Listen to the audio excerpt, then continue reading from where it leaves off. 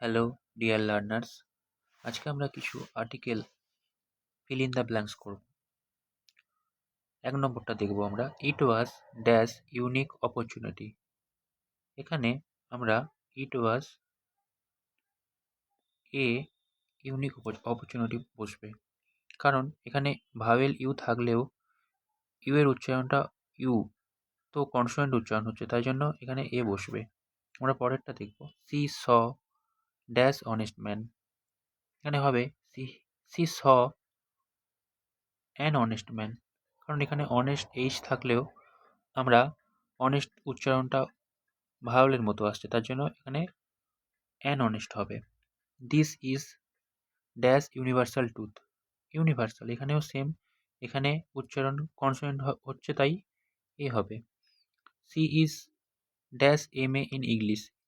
M A, তো এখানে আমরা সাউন্ডটা ভাওয়েলের মতো হচ্ছে, তাই এখানে অ্যান বসবে।